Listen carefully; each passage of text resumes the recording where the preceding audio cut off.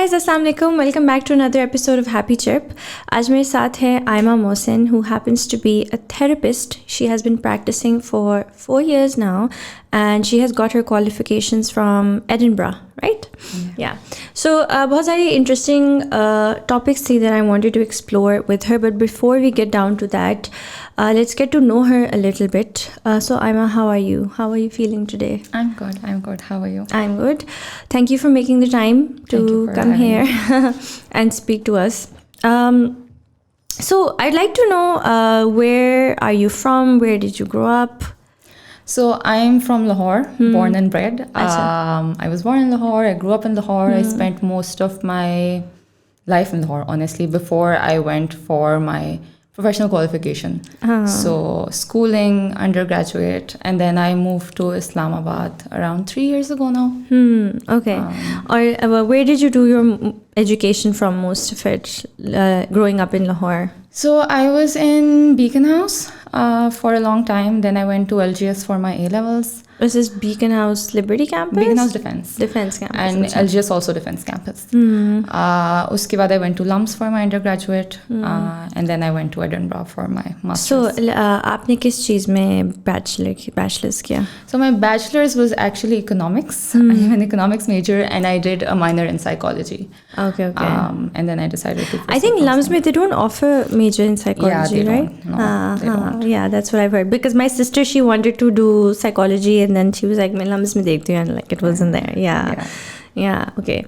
So growing up, what did you think you were going to do with your life? That's an interesting question because it's been a wild ride. Yeah. So for a while, I wanted to actually be a chartered accountant, which is a strange thing. Yeah, very unusual for like bachpan mein.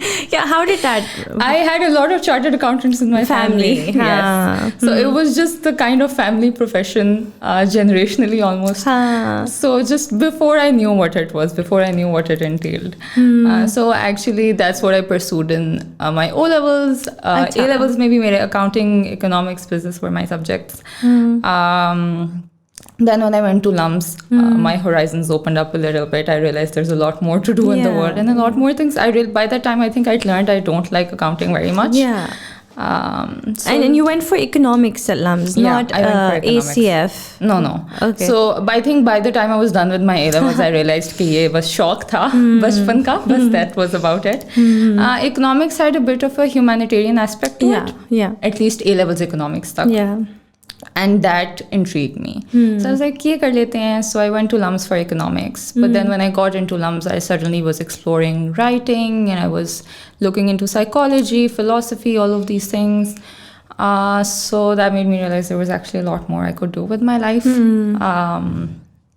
And I think somewhere in the second year of LUMS, I wanted to do event management. I was in a lot of societies. Yeah. It was a lot of fun. But I think around the last year of LUMS, I was like, okay, what I actually want to do is psychology and counseling.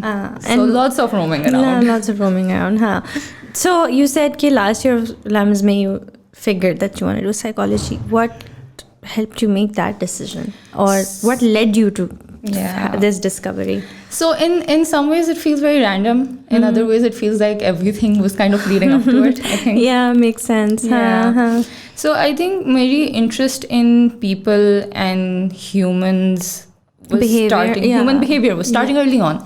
It doesn't make sense. Like at the time, economics was the closest thing, long time ago, was the closest thing to something about people that I was looking into.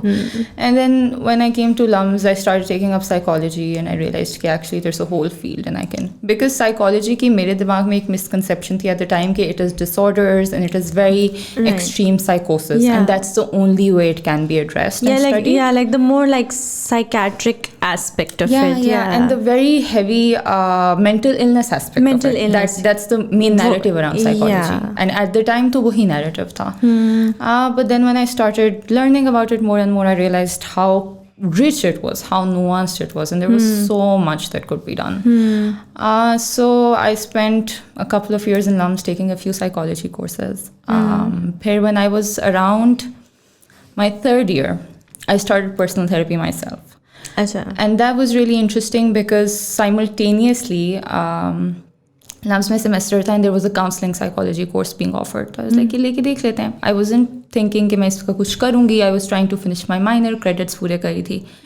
And what happened was I was in personal therapy and simultaneously I was studying what therapy was. Yeah, very interesting, like very holistic suddenly. Yeah. Perception you can probably create. Exactly. And I remember there used to be moments I'd be sitting in class and be like, oh my God, there's a word for the thing my therapist did. Yeah. And for me, that was like fireworks in my brain, right? Because I was like, this is so amazing. Yeah. So it was actually just that one counseling psychology course where I was like, oh, this is what I want to do. And kuch ek do aur the. I used to have a checklist when I was growing up. I was like, what I want to do with my life needs to be about people. It needs to have meaning and it needs to not be boring. Like it needs to not be doing the same thing every day. And suddenly it just felt like this thing fell in my lap, which was ticking all 3 boxes. So I was like, this is it. This is what we're going to do. Right. Yeah. So that's kind of how psychology and counseling happened for me. Okay. And then you decided that you will do your master's, right, in psychology, and for that you decided to go to Edinburgh. Why Edinburgh? That's actually also an interesting story. Most of my applications were actually in the US. Because US में programs बहुत ज़्यादा थे as compared to the ones I found in the UK. And a sign of a good counseling program is that it has a practical component to it. So in order to qualify, you need to have seen clients for a number of hours with active supervision. So I'd applied to a lot of programs in the US and I'd only found 2 programs in the UK, I think. So I'd applied to like 2. Ek Edinburgh tha and one was, I think, Nottingham. And that was a 1-year program. And I started getting my US admissions and I decided I was going to go to Boston. I was at the stage of applying for visa. और UK में rolling applications होती है, तो मैंने Edinburgh के लिए apply किया था. बहुत slowly process चल रहा था.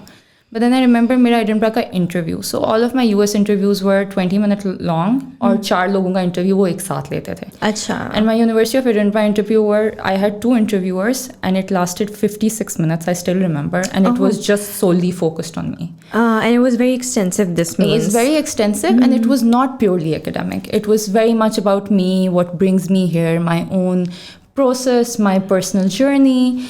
And that just kind of attracted me in a way nothing else had. And I was like, actually, I think this is a lot more aligned with the sort of work that interests me. So Edinburgh was a very last minute decision. I was supposed to go in September. Boston में मैं apartments देख रही थी. And then I think May or June, I was like, actually, I think I'm going to go to the UK. Oh, that's interesting. That's an interesting story. Yeah. No, and makes sense, right? Like a lot of the times, and I've heard this many times कि आपको भी interview में समझ आती है कि is this where you want to work or not. You know, when people interview, तो आपको कल्चर की समझ आती है, आपको समझ आती है what they're doing there. So this is an interesting anecdote for that कि you know वहाँ उनसे बात करके you were like नहीं मैंने इधर जाना है. It just felt aligned and it just felt like if I've spent 55 minutes with someone and then they're telling me whether or not I can be a part of their program, so they're also putting in the work. And they actually know that, and if they're saying yes, come to us, then they really thought about it. That this person does align with what we want. Makes sense. So then what was that like, going to the UK, having lived your entire life in Lahore, then going to UK, living away from family and everything? What was that experience? It was... this was 2 years? This was a 2-year program, yes. And I still think about it and I say it was the hardest thing I've ever done, but it was also the most wonderful thing I've ever done. Because I think gohi baat hai, I was always with family. I was in my hometown, even when I was in undergrad. So that was a huge transition in of itself. The first time you leave home is always hard. And I think a lot of people do that around undergrad. Mine was at masters and I was not just leaving home, I was leaving the country. So I didn't know when I was going to come back to see my family. And I actually went very excited. मैं बड़ी खुशी गई थी कि अब तो I'll see you guys after I'm done with my degree. But once I got there, I realized there was like a cultural shift and all of that stuff. There was a weather shift. But I think the hardest part about it for me was that the program I went to was not the sort of masters where you go meet people, make a bunch of friends, have fun, come back with a degree. It was a very personally transformative program. Acha. So being a therapist kind of requires that work of you, that you need to work on your own shit fully. Makes perfect sense. Yeah, you need to know what you're carrying. You need to sit with it. Yeah. You can't, because, like in your work, you can't let that come in, right? Yeah. Or even if it comes in, you need to be very aware of what you're bringing in it. Yeah. That's better. Yeah. True. So in that sense, I was a 21-year-old when I went. Yeah. So I was in over my head. So that was very... wow, 21. Yeah, I went for my master's when I was 21. So you did your bachelor's really early, that means. That's okay. So it was in that way very heavy, very transformative, but it was also absolutely wonderful. The sort of community I had there, the sort of friends I got to make, because we were all kind of going through this very huge thing together. Those bonds are still, I'm still friends with those people. It's been so many years. They're still a very big part of my life. Yeah. So it was, made a home there in a way. Yeah. And even though it was just 2 years, it feels like a very big chunk of my life, because वो personal growth भी आपकी accelerate हो जाती है when that's what your work is focused on. I was very passionate about what I was doing. I was very passionate about the work I was doing. So it was just, fireworks, but also very hard fireworks. Yeah. Growing pains, Growing pains, basically. Yeah, and you were the sort of like academic thing you were pursuing, वो ही इतनी intense है, ऊपर से cultural shift, moving away from family, living by yourself. I think it's growth on steroids. It's like very accelerated kind of growth. So you must have, really changed in those 2 years, learned so much about life. Yeah. What would you say? What were some of your biggest learnings in your time there? Oh, that's a very interesting question. About life, about anything. I'm not asking, किसी भी specific category की learning. Generally, what did you learn? I think slowing down. And I think it's something I'm now comprehending better, but I think it started for me in that time, where I'm a very highly energetic person, very extroverted, lots of people, lots of friends, etc., etc.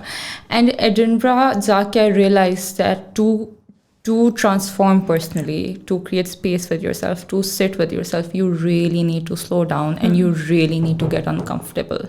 And that discomfort needs to be you need to be friends with it. You need to be like, yeah, okay, this is a part of my life. Very interesting. So I think that was a big thing I took from there, that the pace I was doing life at was actually one that was really blurring my vision, if that makes sense. Yeah, complete sense. Doing so many things, but I wasn't sitting down with where those things were landing with me. It's mindless. Yeah. Basically, you're doing a lot, but it's mindless. Yeah.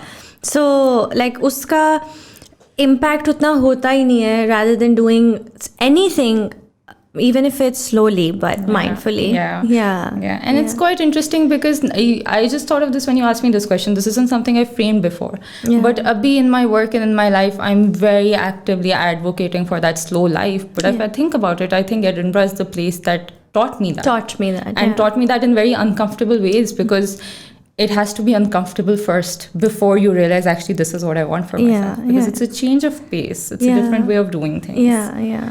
I know what you mean, So, Abhi, you mentioned that this is a very important part of your work as well. So let's talk a bit about that. Why do you think that this is an important aspect to you and also in your work? So that's also very muddled with, again, personal, professional, both. I've been seeing clients for around 4 years now. And I work with a range of stuff. I work with trauma, abuse, self-esteem, relational stuff, family stuff, all of that. But the one thing I find myself keep coming up against is that as adults, we have a certain degree of autonomy on our lives. And while my work with clients is accessing that autonomy, I see so many people stuck in cycles of doing. And I think that's the exact cycle I've spent a lot of my life in, and everybody I know has, because that's what we inherited from our mothers, generationally, even from our rebellion against patriarchy. That's kind of what we inherited. We can do every single thing. I agree. Yes. So I think that's why it's become very important for me. I checked all the milestones, right? I did my degrees. I figured out my career. Sab kuch ho gaya, and then I was like, acha, now what? What is the next thing I chase? And that's when I realized that I was chasing things for the sake of chasing things. Yeah. For the longest time, a trajectory 3, school, grades, career, all of that. But once that dust kind of settled, I realized that I didn't know how to live without that chase. And I think that's when I started exploring for myself. And I also started seeing in my work that actually everyone I was surrounded by was chasing things, whether that was career, whether that was family, whether that was marriage, paise, promotion, the next trip you're going to take. Anything, yeah. Anything. But it was not, things weren't happening for the sake of them. You will reach a milestone and then you will replace it with another. Yeah. And I think us sab mein we forget to stop and ask ourselves why we're doing that. Yeah. Does the thing matter? Is it important right now? Yeah. And what is so wild to me about that is कि हम सब ने उसे as a lifestyle accept कर लिया है, लेकिन we don't see the cost we are paying for that. We've really inherited this idea that you should hustle in your 20s so your 30s are better, or that you should work as hard as you possibly can for a future. I think that's something very generational. I think that's something that we got from our parents, our grandparents. And social media. And society. Yeah. Lekin specifically हमारे case में we are descendants of a partition. That's something that we don't acknowledge. Okay, let's talk about that. What do you mean? What I mean is that we generationally went through a very, very big trauma. Yeah, that was like 4 generations ago. मिल के एक trauma हम लोगों ने experience किया. And obviously it's like trickling down. Exactly.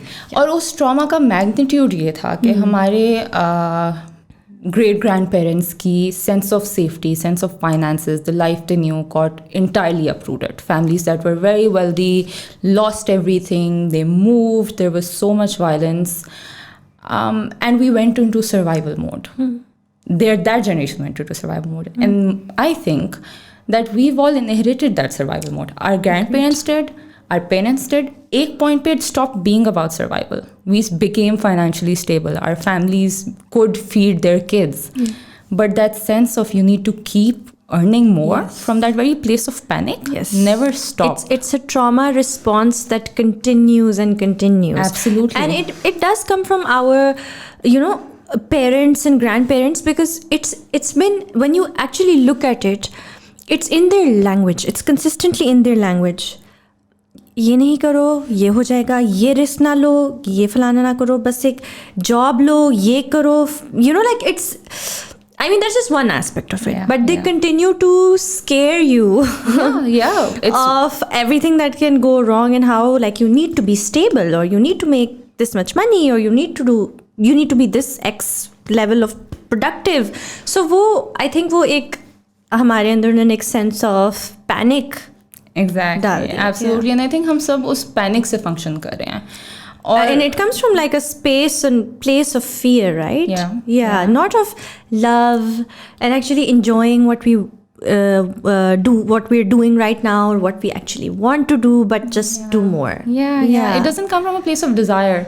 And here's where it gets tricky. Our generation actually leaned into passion. So we do things that we love. We do things that we're passionate about. That's true. Like, and we do a very hyper, I don't know what the right word is, but we do a version of it that needs to be really fast, that needs to be about goals. Right. और उसमें वही होता है कि, so for instance, right, you build a passion project. We are incapable, I think, of staying with that beginning phase, of staying with figuring out how to do something, of staying with not knowing how to do it. We have a tendency to jump to, okay, how do I get really good at this? How does it start making me money? How does it become bigger and bigger and bigger? And the problem with that whole trajectory is, I think we are giving up our present for the sake of a future. Yeah. And for me, that's why I feel so strongly about it, is because your 20s are worth as much as your 30s. Why are you sacrificing this decade of your life to build a later decade of your life, right? Is there a balance? Is there something that can be done in the middle? Don't even know if that future is promised. That's the funnier part, right? And I think it's not really about that future. I think it's about the chase that we've gotten so used to, that it will be one thing after the other after the other. And we're giving up our days. We're saying, all right now I'm going to work overtime. Right now I'm going to work 12-hour days so that I can build this thing, or I can build this business. And I'm not saying hard work is not a natural part of the process. I'm just saying, can that be done at a pace that is kinder to you? Yeah. Can that be done at a pace that's slower? Can you give yourself the grace to get to things in your own time instead of kind of shoving yourself through your days? Yeah, and also like constantly beating yourself up, because that affects your self-esteem also, right? Absolutely. Like you continue to beat yourself up over, not being able to achieve this and not being able to do that, and your inner monologue becomes so unforgiving. Absolutely. It is absolutely cruel. I love a colleague of mine says, don't be an asshole to yourself. And I love that phrase so much, because we have that kindness for people as a basic courtesy. And we don't afford that to ourselves. Yeah, and this is very interesting for a lot of women, I'd say, because because of the hustle culture, there's a lot of this like new moms, and they've had their babies and they're suddenly like, oh, we're lagging behind in all these other areas of our life, and we need to be hustling, and we need to work also, and we need to do this also,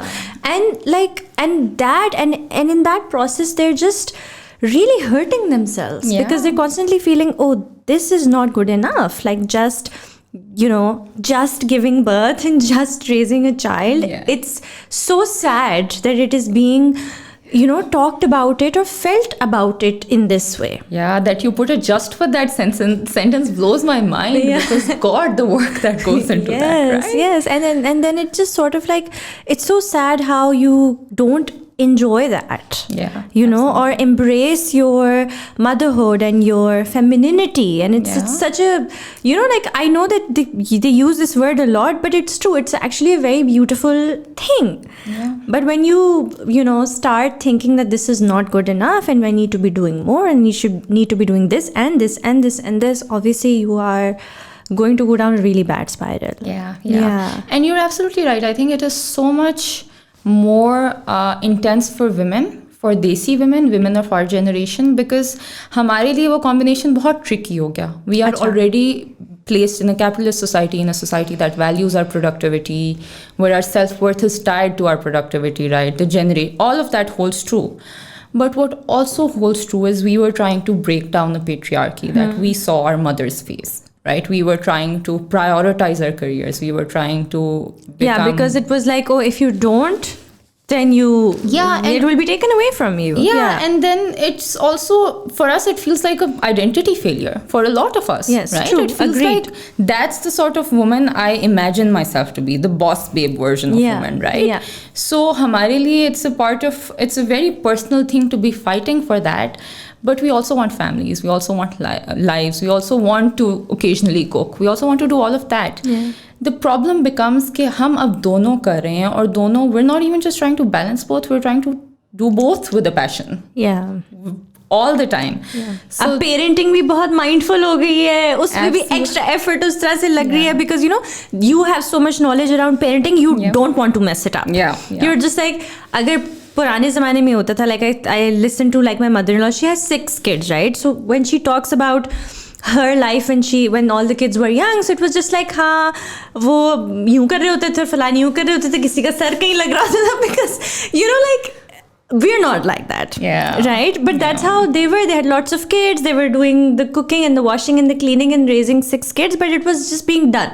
बस हो रहा है. Now it's like, हाँ अच्छा parenting भी करनी है, तो इतना माइंडफुली भी करनी है, और जॉब भी करनी है, और अपना बिजनेस भी चलाना है, और अपना घर भी प्यारा रखना है, बच्चों को अच्छा सही खाना भी देना है. So it's actually a lot.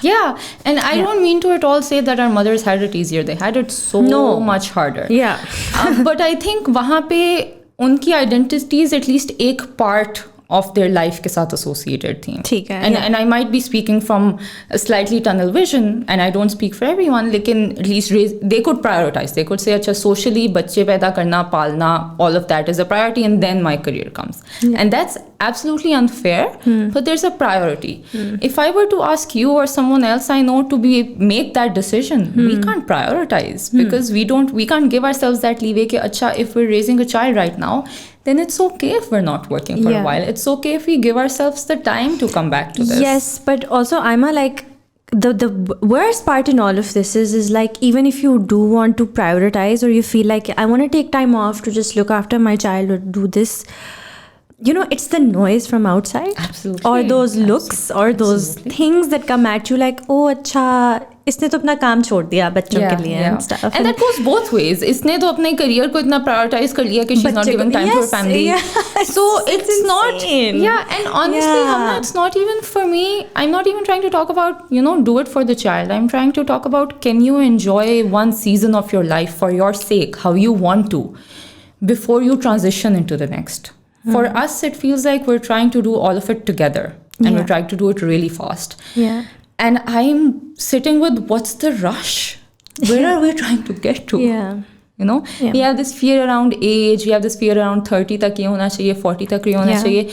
We've all picked up these external values, these external social rules जो हमने अपनी जिंदगियों को implement कर लिए हैं. And we let them define us and what we're doing. Yeah. And there's so much noise in that we actually have no space left to even figure out what pace we want to go on. Yeah. Like, we don't have 10 minutes in our day to sit with ourselves and see, all right, how are we feeling today? What capacity do we have? How much can we offer today? हम इतना सा नहीं कर सकते bare minimum अपने लिए. And I think the worst part is, जो मुझे बहुत ज़्यादा feel होता है कि people, if they do have 5 or 10 or 15 minutes or 20 minutes in a day, they're going to spend that time scrolling on their phone. Yeah. So that's also noise coming from outside. Yeah. There is no time to sit with yourself and listen to the voice inside, which probably wants to say something or tell you something, or let you at least even sit with your emotions. Like, how have I even been feeling today? You know, or why did I react this way? Was it coming out of like some kind of hurt? Was I genuinely angry? Was I jealous? Was I actually scared and overcompensating? Like, why did I react the way that I reacted? We continue to like react, and not really think about why. You're absolutely right. Our phones are God. I have very strong opinions about phones. So do I. There's so much noise, right? It's too much. Itna information influx about the news, about the world is, I want to say, unnatural. Agreed. Human beings are not supposed to know everything terrible happening. We are not wired. I feel like we are not wired to consume this much information and knowledge. And I don't think that we are wired to consume so much opinion. Absolutely. It boggles your mind, and this is the noise, right? You never get to hear your own opinion. Or build your own opinion, or think about how you really feel about something. Because it's just like your mind is just consumed with what everybody else is thinking about. And I'm just gonna, I've started doing this thing, and I want everyone to kind of try this. So for a while now in the morning, I really, really try to not pick up my phone. Like, pehli cheez nahi, at least go wash your face, do something, and then make a coffee and then pick up your phone. But what's interesting is, now that I have that 10-minute gap, right? When I pick up my phone and I start scrolling, I can very physically feel my body getting hyper aroused. I can feel my nervous system getting strained. And that's taken months of practice of creating that pause. So ab meri ek regulation ka system different ho gaya. Subah when I wake up, my body feels a different way. So now I can really notice the way it's very physically impacting me. The fact that I'm picking up my phone and suddenly stories, right? It's insane. And I feel like, so the thing is, like, with the world progressing and now we're getting into metaverse and so much, and this technology is going to advance and we're just going to be more exposed to all of this. The fact is that we need, of course, we have to be part of this. We can't not be part of this evolution. Obviously, we have to evolve and we have to keep up with the times. But I mean, I've talked about this before as well, and I'm very happy that I found someone to discuss this with, that we need to find the balance then. Okay, if you're doing all this, and you have to be part of all this, you have to understand it, of course. But make that time for where you sit and you journal. Make that time for where you sit and maybe just meditate or breathe. Apni namaze hi padh le. You know, like, you need that time to just away and for yourself and by yourself.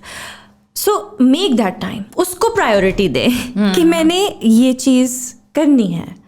And to balance that out, right? Yeah, and you're very right. We are a part of this technological revolution, and there is lots of benefits to it. As well. I'm not discarding it. Yeah. Like, you're very right that the onus of then drawing those boundaries and holding those boundaries very strictly falls on us, and it's not easy. I don't want to take away from that. It's very hard when it's so, at this point it's muscle memory. If you pick up your phone, you will know where your Instagram app is. You don't think about it, your thumb goes there. Yeah. So fighting that is very hard, but the problem with so much noise is that we have created such a distance from our own voice that actually my guess is the first time someone sits down for 20 minutes in the morning, all they're gonna sit with is an anxiety or a desire to get away.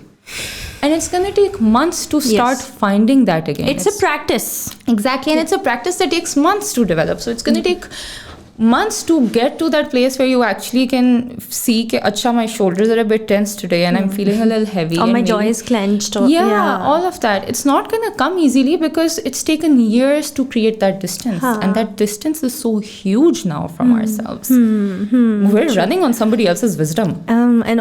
Exactly. Yeah, that's the right way to put it. Definitely. Like, अपनी आवाज़ सुने, अपने साथ बैठें, बहुत ज़रूरी है.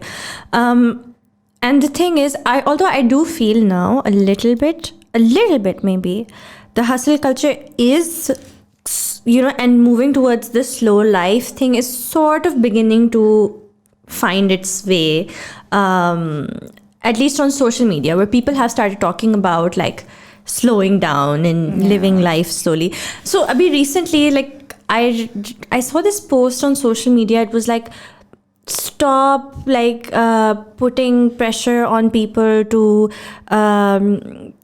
something around like slow mornings or doing their yoga and doing this, and I was like, why do people continue? Like, that's a good thing for once. Fitness, like, stop promoting so much fitness and yoga and journaling and stop putting pressure on people to. No, I mean, for once it's a good thing. Absolutely. Like, at least they're not telling you to go chase something stupid, right? Like, if okay, I'm actually very happy about this trend. Yeah. And it's overdue. I think a lot of us are starting to pick up on the fact that our nervous systems cannot deal with it anymore, right? Even the news.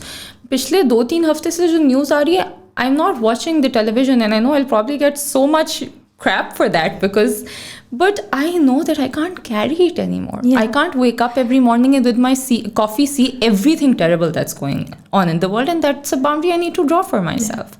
So, and I also don't want to romanticize it, right? I don't want to make it sound like acha, aaj journaling shuru karoge, you'll start sitting with yourself and your life will be sorted. That's not going to happen. If you've had a difficult history, right? I do a lot of work with people's past. That's my modality of working. Chances are a lot of that stuff is going to come up. It's not just the world, it's not just social media. Yeah, of course, you're going to finally face it, right? Yeah, it's our upbringings that are so high-wired, right? If we are fast-paced individuals, that's because that's the environments we were raised in. Those are the values we were raised with. But at least giving yourself the moment to feel that is a starting point to go somewhere. And that's the hard part, right? That's what people actually run away from. Yeah. It's like the moment that thing comes up, it's like, do this and do that. Yeah. Because it's creeping up. And that is the difficult part that you kind of have to do.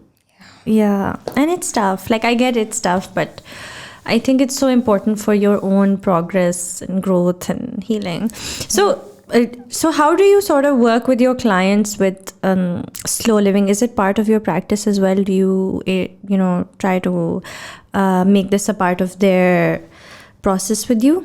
Yeah, so it's framed a little bit differently, I would say, because my work with clients, again, is very heavy. It has a very different energy to it. It's quite exploratory. It's sitting with very dark, difficult stuff. So it won't be... I suppose it won't be framed as, all right, journal in the morning or take 10 minutes. It would be more of a noticing practice of what's happening between you and me right now, now that we're trying to sit with this thing. Or if I notice a client trying to avoid or escape something, right? What's happening in those moments? So I actually think slow living and presence and gentleness is the very ethos of therapy work, at least the modality that I work with. Agree, I get it. I think it's the bread and butter of it, but it's framed very differently. Yeah. What I'm doing with the client for 50 minutes is actually just trying to get them to be present with themselves and slow down in a moment and really stretch that moment, look at it. So in some ways it's what I've been doing for a long time. I have to ask, so you said a lot of the work that you're doing, it's very heavy and it's a lot of like dark and difficult stuff that comes up. As a therapist, how is that? I mean, it must be hard because like everybody has their own baggage, right? Like therapists have their own baggage as well. They've lived their own lives. They've had their own fair share of trauma and everything. So how do you try not to, get triggered, or how do you carry that load also of the patients? So it absolutely is heavy work. I think there's a few things in it. And self-care has become such a commercialized word that I struggle to say it. Yeah, but it's important. It's also just the only word I have for the thing. I agree. Yeah. So, like every time, because I'm an Insta influencer, like I want to talk about it, but I'm just like, no, I don't just mean like, the way they throw the word around. Yeah, like, I don't mean pedicures and travel. Yes, it has a very deep meaning. Yeah. Anyway, so, sorry. That was a big part of my training, that awareness. You need to know where your boundaries are. You need to know how to leave your work, but it's also it's a big part of my work. I need to know that is a priority for me, that my boundaries need to hold. Of course, being a therapist meant a huge lifestyle shift, because when you're working with stuff of this magnitude, you don't have as much to give to the rest of your life. And I don't mean that in terms of your intimate relationships, your close relationships. I just mean that in terms of socialization, going out, etc., etc. So my way of managing that is trying to be in tune with that part of myself, and trying to kind of tell myself that it's okay to spend 5 evenings straight doing nothing because I'm having a heavy week at work. And that's actually really important, and that's the only way I can continue showing up for my clients the way that I am. It takes a toll. Sometimes you get triggered, but I think that's why our courses are so intensive, is that when the trigger comes, we can either see it, we can manage it, or a lot of the stuff that I know that are absolute no-goes for me, or stuff that I know that I haven't processed for myself, I don't work with. I also refer that on. So if a client comes in with something that I know is going to be very hard for me to separate, that's something I would refer on. I think basically this requires a huge sense of self-awareness for yourself. Okay, what can I take, what I cannot take, what I can handle, what I can't handle. And if you aren't aware of that, then it's going to be hard. And also, I've been working for 3-4 years now, or I'm in that space where I've realized that actually the work is very heavy in its nature, which is why I'm kind of pivoting towards lighter modalities. So I'm still seeing therapists one-on-one, and I will continue doing that, but I'm adding this whole area of creativity and play into my work, right? So I'm really pivoting towards art journaling and running journaling workshops and so slightly lighter ways of self-awareness, of self-reflection, slightly lighter tools to access that. So that's something that I'm needing for myself in my work life, that balance of lightness. But I also feel like that's something that as individuals we really need to be able to access. Self-awareness needs to be fun sometimes. It needs to be a bunch of paints or a journal or writing stories. And I think there isn't enough conversation about that the heavy stuff and the hard stuff exists, but there's a lighter way to make space for yourself. It doesn't have to be such a drag all the time. That makes sense. I had a therapist on my podcast once, and she said to me that while therapy is essential for a lot of people, but that is not necessarily everyone's way of healing. So she said that people find healing in so many other ways, in so many other forms. Obviously, in very serious cases, you need the professional help, or you don't know how else to find your healing. Like you need someone to guide you or help you. But there's so many therapeutic things and ways where you can sit down, you can, and heal yourself or be more self-aware. So that's interesting as well. It doesn't have to be such a heavy way of doing the same thing. And I personally absolutely believe that everyone can benefit from therapy. We can all benefit from getting to know ourselves better, right? But I also think that can be definitely balanced out with lighter ways of doing it. You can sit with yourselves for half an hour making paint figures on a paper with your fingers, and that's a moment of slowness, right? That's a moment where you get to pull your energy back to yourself, and that's also very important. Yeah. So you said that a lot of your work is around trauma, relational issues, boundaries. In your work so far, what have you realized about, and I think a lot of this work is done with women, right? So in your work so far, what have you realized about our society? That's a big question. I have realized many, many, many things. Yeah. I think there's a huge, again, generational impact we're carrying. There's all the stuff that we've already spoken about. But I've also realized that we have a tendency to pathologize. Okay, what does that mean? What I mean by that is we have a tendency to go to something is wrong with me. When we feel something, when something comes up for us, we have a tendency to go to mere saath koi masla hai. I need to fix this, I need to change this. Why am I feeling this way? We have hierarchies around emotions. So happy is better than sad. Of course, happy is easier to sit with than sad. But that doesn't mean the emotions in themselves have hierarchies. Right. And there's that place that we go to where very normal human responses that we have, we tend to pathologize those. We tend to call them problems. And I've noticed that with women a lot, because there is, of course, that narrative of we are too emotional, we are too much, that we've grown up with, that has existed socially. So it is very easy for us to say, all right, if I'm feeling crappy for the past 6 months, there is something wrong with me. But in my work with clients, I'm like, all right, let's think about why you're feeling crappy. And a lot of the time, have you seen what's going on in the world? It is literally on fire. We were in a pandemic not long ago, and we've forgotten that we were in a pandemic. So I think that's one thing that I've really noticed with women, is that tendency to point the finger towards ourselves. And I think a lot of people do that, where we cannot hold space for how messy it actually is to be a human being. It's very messy. You feel the bad stuff, you feel the good stuff. That doesn't say anything about you. That's not a value judgment. It's just an experience. It's just your response to your environment, to what's happening in the world, to the bigger inequalities, to the bigger problems. And I think that's a narrative that I've actively been trying to break. And my social media space is primarily about talking about how messy experiences are. They're never good or bad. There are dualities. Black and white nahi hai. Nahi hote. Or there's nothing wrong with you for you to be sad when something really exciting is happening. There's nothing wrong in you. You can try to understand why that's happening. Chances are there's a reason. Yeah. And we don't give ourselves the grace for that justification. So I think that's something that I've really noticed working with women. Yeah. But there's also that tendency to carry the weight of the world, for the lack of a better word. We're carrying the weight of our mothers, we're carrying the weight of feminism, we're carrying the weight of the new world we want to create.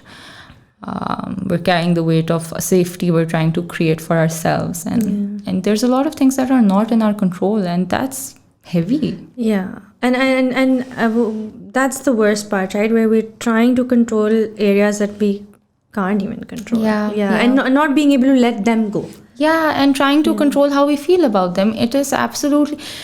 A lot of people never recovered from COVID, and that's not what people talk about. I don't mean physically, I mean emotionally. A lot of people have not gone back to previous versions of themselves. And there's no acknowledgement of maybe that's never going to happen. Yeah, probably not. Exactly. Yeah. So just kind of giving ourselves that human grace. It's okay if we're feeling the things we're feeling. It's a response to something. Yeah.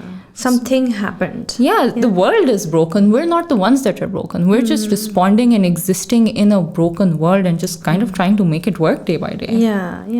And that's tough. That's really tough. Yeah. I do think we have not yet figured out how the pandemic has affected us. Yeah, absolutely. With the the number ticker of the people dying and the people getting COVID, I'm sure it has affected us more than we realize. Yeah. The grief, the trauma of that magnitude. Uske alawa, the fear we lived in. The consistent fear and paranoia of, your loved one getting it or you getting it. Yeah. And I think the pandemic has very fundamentally rewired us in ways that we will either see or ways that we are ignoring right now, rewired our socializations in good ways and bad. And I say good ways because I think the pandemic was also the first time the world realized people can work from home. Yeah, and I was actually thinking this when we were talking about COVID, Abhi. I was like, people slowed down so much because pressure khatam ho gaya tha cheezon ka. Like, you know, you didn't have to go anywhere, do anything. Social pressures were off. Yeah. There was a lot of like, you know, freedom that people got at the time. Okay, everything, it's okay. Like, it's okay if you can't do this. It's okay if you can't show up here. It's okay if you can't do that. And people were actually, obviously there were a lot of bad things that happened as well. But for a lot of people, this happened. Like, I'll give you an example from my own life. Because the pandemic hua, nobody was coming, we were not going anywhere, na koi house help thi, na koi tha, it was just me and my husband. And kya karte, right? Din mein kya hi kar sakte the, kitna kuch kar sakte the. So we would every day sit on our balcony, hamara jo swing hai us pe baith ke, we used to do bird watching. And that is the thing that we never ever had the time for. Yeah. Right, you know, like it was a slow moment, it was a nice thing, we did bird watching, we felt the breeze, we didn't even talk to each other, we just sat and like we saw the birds and enjoyed that feeling. Yeah. So, you know, so these things happened also. Yeah. And that isolation was very, very hard also for a lot of people. And I think for everyone it was really hard. But I do think that it gave people a moment, or some people a moment, to think about maybe that pace is not necessary. And I think that the slow living shift and the revolution that you and I are talking about, I think that might have been in some ways rooted in the pandemic. Yes, because I think you suddenly realized so many things were like not necessary. Exactly. You don't need to wake up. Yeah. You don't need to wake up 3 hours before work and get ready to go sit in an office, do something. So a lot of people are prioritizing remote work now. They're finding spaces in their life that didn't exist before. Yeah, like I think so. And people, because they had that space for the first time, they realized, they got into hobbies, right? So they realized, you can make space for hobbies and do this also, and do it. Inspired. And this one thing that I believe in a lot, with which will tie down to what you initially said about hustle culture, is that boredom inspires creativity. 100%. God, that is my absolute. I came across that a couple of months ago and I was like, oh my God, it makes all the sense. This is, ye main to apni personal experience se keh rahi hu. Yeah. Times I've been times I've been bored, I've figured out what I want to do. Exactly. Something creative. Something has come up. I have found inspiration within myself. Yeah. Not outside, nowhere, but just being so bored with myself. I'm like, and then something like I have an epiphany and I want to create this. But you have to be bored. You need to, and boredom is basically another word for space, slowing right? Down in space, You need to have empty space that is not filled with things. Hamari definition of boredom kya hai? Ki aapke paas karne ko kuch na ho. And if you think about it, the problem is not ki karne ko kuch nahi hai. The problem is we're wired to do something all the time. And it is only when you declutter that, right? The phones are away and you haven't had anything to do in 3 hours, you're just staring into space, and your brain finally has the space to breathe and think and kind of let ideas flow. Yeah. I was talking to someone and she said to me ke we were just talking about our kids and generally, you know, and she was like, you know, I want that my child stays busy all the time because जब वो फारिग होते हैं तो उनका दिमाग इधर उधर जाता है and then they end up doing stupid silly things.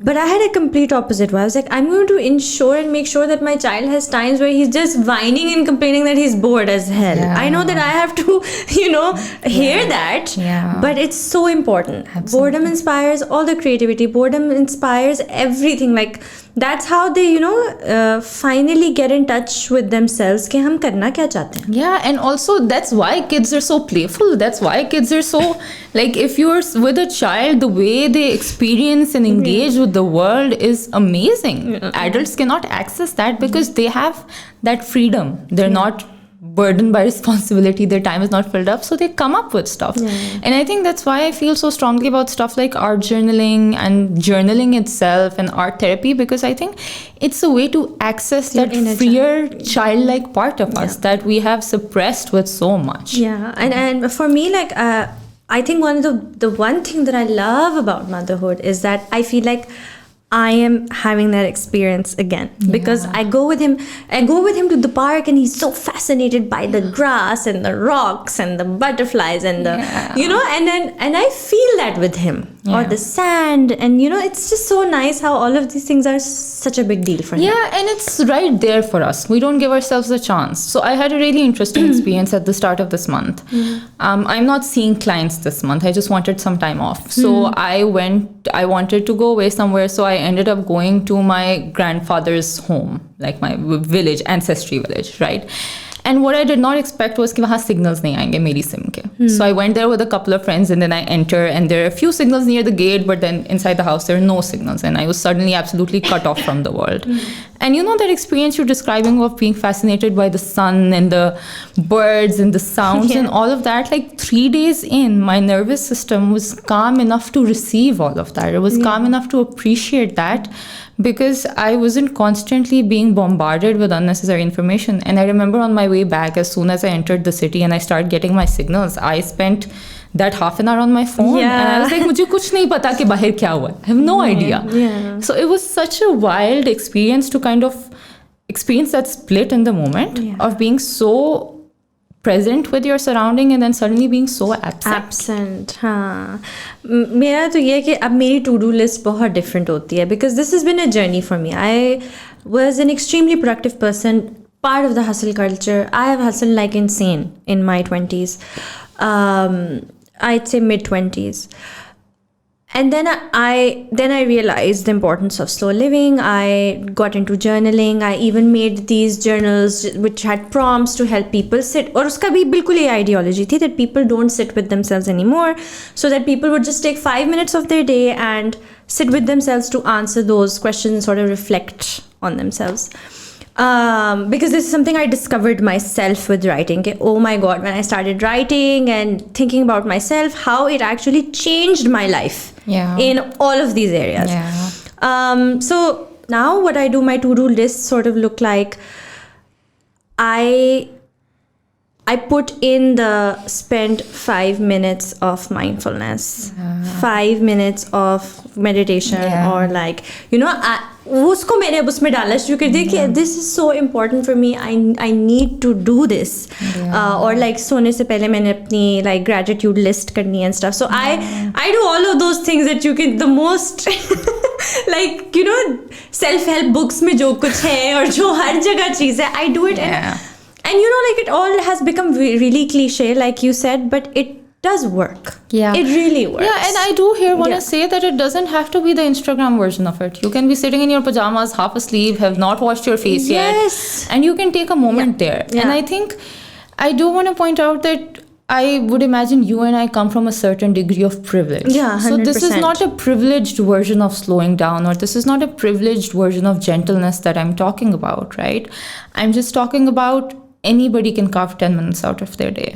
For 10 minutes, put your phone in another room and just go sit somewhere. That's it. Don't do anything. Don't think. Don't even journal if you don't have the capacity to, right? Just sit.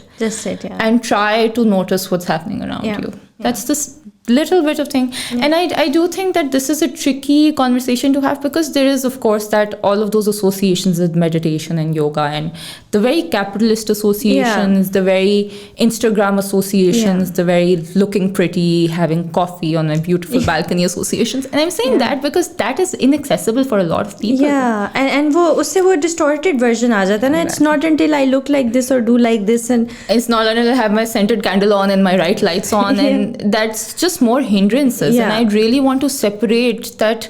Slowing down has nothing to do with that. It is an entirely different experience, and it's a very personal journey. That makes sense. Like this, वो बहुत commercialized way of looking at it. It's very curated. It's very like pretty, and that makes sense. It has to be very natural. It has to be real.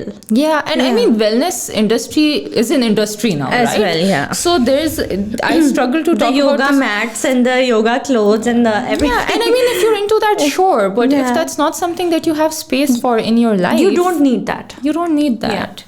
And when you and I are talking about slowing down, we're talking about a very just pay attention to yourself for a moment version of it. Yeah, and where you are, right? Like mindfulness, Yeah. to sit and, hear the sounds of whatever's happening in your environment, or just focus on your breath for 2 minutes. Yeah, and honestly, Hamna, for me, the purpose of all of that is to just redirect attention to ourselves. I think we live in societies, especially as women, where so much is asked of us. We are available for so many people, our families, our spouses, our kids, our friends. And the person that keeps getting ignored the most is ourselves. And for me, all of this comes down to, are you doing anything for yourself in a day? Are you being able to cater to yourself? Are you at least checking in? Yeah. Does anything hurt? Is everything okay? Do you have energy today? Just those basic questions. Yeah. But I think वही बात है ना कि it's because we have this mentality of trying to get results so fast, we expect the same in this case. Yeah, and that's Okay, I start checking in with myself and absolutely. That's it. Yeah, but it takes time. Yeah, and this is one of those things that is very much about the process. It is not about progress. Yeah. It is about just that. It's just about experiencing those 5 minutes of the day for yourself. Yeah. And I also do want to say here that it won't be consistent. You will not hear rainbows and butterflies anytime soon. Yeah. You'll probably just hear them twice in 2 years of doing this. Yeah. But B, you will go back and forth. There will be days when you don't do this. There will be days when you pick up your phone first thing in the morning, when you slip up. And it's very important to not be cruel to yourself in those moments, right? The whole point of this is not to curate a certain version of life. The whole point of this is to just keep having that conversation with yourself, keep having that negotiation. If it's falling through the cracks, maybe a part of your mind can know case is falling through the cracks right now, and I need to eventually make space for it. That's it. Yeah, just know this much. It's very value neutral. Nothing is good or bad here. And I say that because, again, we're very quick to berate ourselves. So I don't want this to become a tool of people being, acha, aaj maine journaling kyun nahi ki? Oh, hafte se nahi ki. I always do this. Yeah. I'm the problem. Like now start shaming yourself Exactly. for not doing this. Yeah. It's very value neutral. I couldn't do it. I will try to create space for it. Yeah. Maybe it'll take me another 3 weeks to come back to it. That's fine. Yeah. Like basically, I think what you're trying to say is that in any aspect of your life, be forgiving and calm down. Like you don't have to be so productive. You don't have to be so creative. You don't have to be on top of your mental health all the time. Absolutely. You don't have to be on top of anything. Like just relax. You are a person. Being a person is messy. Yes. Just be gentle with yourself in that. That's it. Just be a decent human being to yourself. Yeah. Bare minimum. Yeah. That makes sense. And and we just don't allow ourselves to be bare minimum. We just don't. Yeah. It's very hard because I've had this struggle for the past 2 years. Like, ab I've come out of it. I think I've worked really hard on it. But my major struggle has been self-esteem and finding some kindness or love for myself in the past 2 years. Because I went through certain traumas, and then I had a baby and a lot, and then the same thing of, identity crisis comes after motherhood and everything. So I found myself literally just,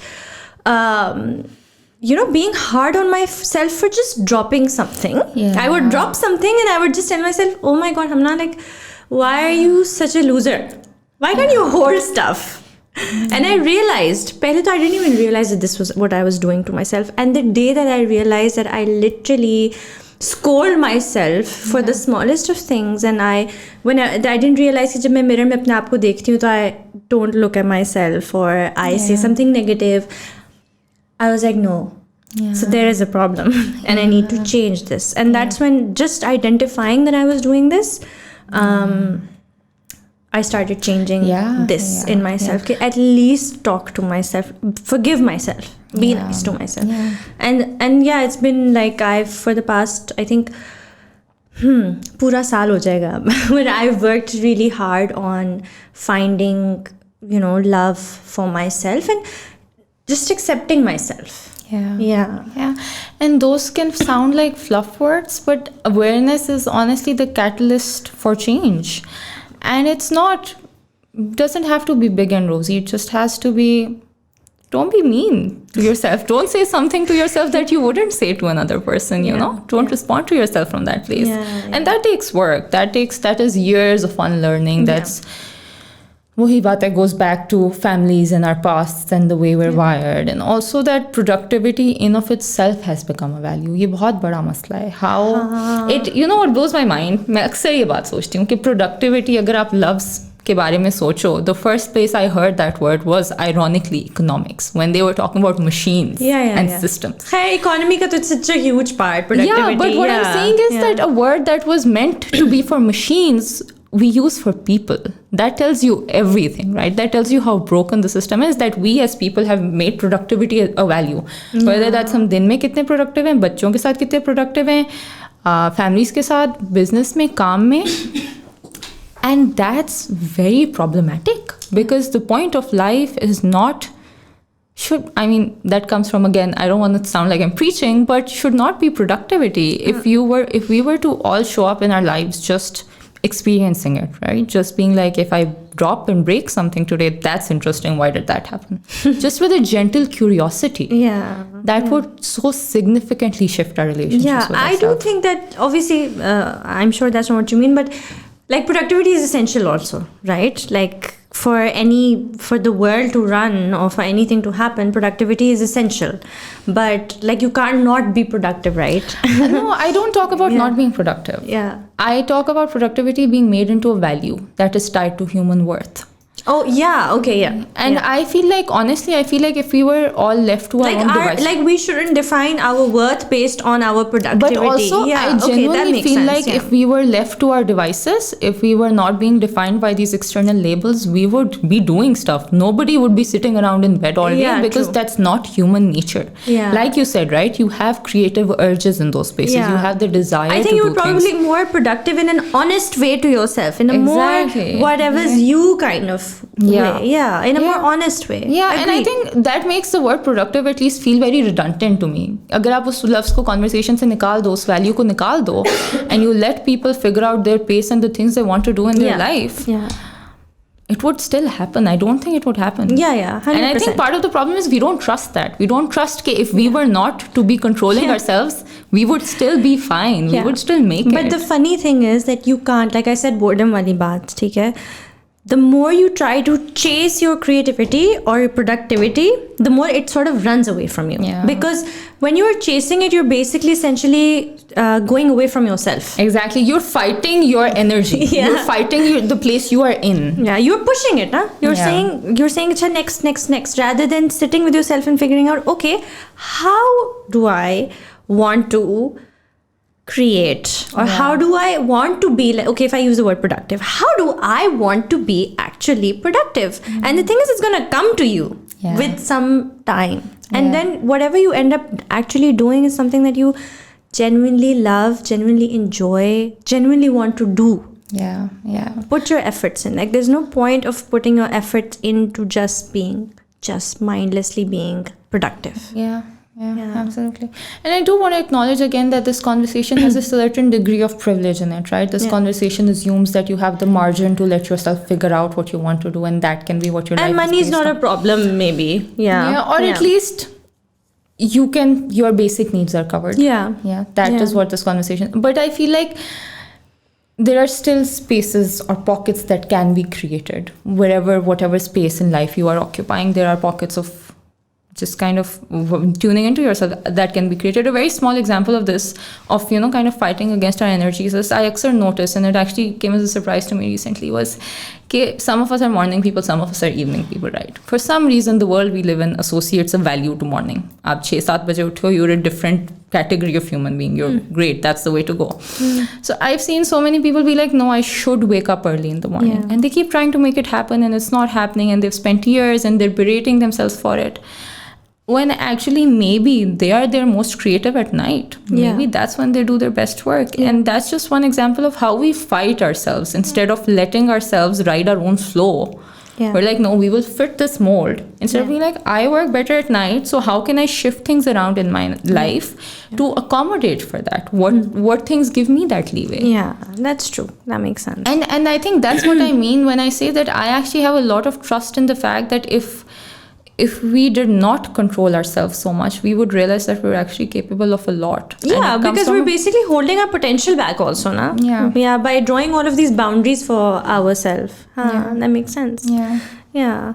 And this morning, evening thing is very interesting also, because my husband, he's like a more evening sort of person. Like in the night, his brain starts to work. I'm like a morning kind of person. So it's very obvious for both of us. And because we used to work together, so wo problem hota tha. Because we had to come, work on creative ideas together. In the morning, I'd be like, I have all this happening. He'd be like, abhi to mera damag bhi nahi khola. And in the evening, he'd be like, hamna, let's do it like this. And I'd just be like, I want to go to sleep. Yeah, so that does happen for people. Yeah. And you, this morning thing like that actually make a lot of sense, because people are continuously trying to do that now. Yeah. And I was just trying to give an example of, how we're fighting ourselves. Yeah. And that this is just one small way we're doing that. But when we're trying to get ourselves off of bed and do that thing that we don't have an actual deadline of, we're fighting ourselves. If we would maybe give ourselves half an hour in bed, or one day in bed even, we might show up to that thing very differently and a lot more ready. Yeah, sorted also. Yeah, with clarity, basically. With just more energy to give to it. Yeah, makes sense. So is there anything else that you want to talk about here, Ayamma, that you have in mind? So I think creativity. I know we've touched upon this already, but kind of making that one recent shift that I've added to my life is kind of making that a value for myself. So I've been on Instagram. I've had a public presence for around a year as a therapist. But recently, for instance, I've started shifting to newsletters and Substack, because again, Instagram ke saath wahi cheez aa jati hai ki it takes away so much of your energy and your attention span is 30 seconds. And for me, that's a way of prioritizing my creativity. I've always enjoyed writing. It's always been a significant part of my personal process in my life. And now I'm allowing that to exist in a space where people can access it if they want to, where people can kind of get in touch with me or get to know me in that way. And if people want to engage in that manner. Yeah, so it's like email subscriptions? Yeah. Substack is basically a platform. So uske upar I've set up my newsletter. It is email subscription and it's a weekly newsletter. But the purpose of that is partially it's because I want to move away from, or at least have an add-on to Instagram. Yeah, because now the problem with Instagram, it's very fast. It wasn't like that before. Like when I started, it started with writing. I'm also under say I'm a writer. So and I love writing, and that's the way I express myself the best. I don't think I'm as good at speaking or making those videos as much as I am good at writing. But the platform has evolved so much, and it's just TikTok, basically. It's a rat race. Yeah, it's insane. Exhausting. And which annoys me also, because it's so things lack context. Yeah, things lack context, and things are just clickbaits now. Yeah, and it's the complete opposite of slow living. Exactly. And it's just a lot of information and flux. And I think for me, in my own experience, I was realizing that the people I wanted to connect to, I felt so much more connected with when I got a newsletter in my inbox. Yeah, of course. Right? It's more personalized. Yeah. And it's more, again, with probably more context. And and I get to engage with their work in a very, I can take out 10 minutes in my day and actually engage with it instead of scrolling through it in the middle of 100 things. So that's part of where that stemmed from. But a part of that was because I wanted to give that creative desire of mine legitimacy and space, right? So like you said, I love writing, and this is the first time I'm on a platform where I call myself a writer, which is a really scary step for me to put myself out there and be like, all right, I'm gonna give this part of my identity, I'm gonna acknowledge it in a public way. But just that for me has been so significant, because now it's a part of my days and it's a part of my weeks to create time to write. And I think while all of this heavy stuff is happening and while the world is absolutely on fire, if we can allow ourselves to legitimize our own creative desires, our own creative dreams, all of us has had one at one point in our life, which we buried long time ago.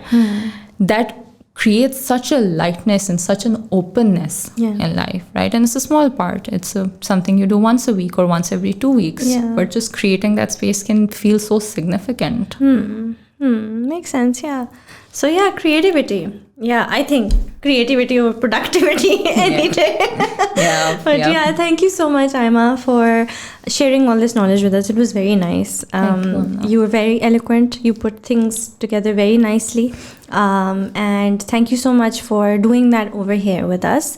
I hope that a lot of you are able to take something from this. I definitely did also sort of, reaffirmed my faith into creativity and slow living and all of those things. And I feel inspired to write more. I'm glad. Yeah, I think sometimes when you talk to someone, you're like, I think I should do this more. So I feel like that at the end of this. Please leave comments and your thoughts about this podcast, something you learned from it, something you want to add to it. We'd love to read that response. And I really hope that all the conversations that you hear over here, they have a positive impact in your life, help you in some way or the other, or just, in that moment, make you feel good. Even if you don't, make a change in your life. I think that's the most important part of my content, has always been to leave you with a good feeling. Don't forget to like, don't forget to subscribe, and I'll see you again next time. Allah Hafiz.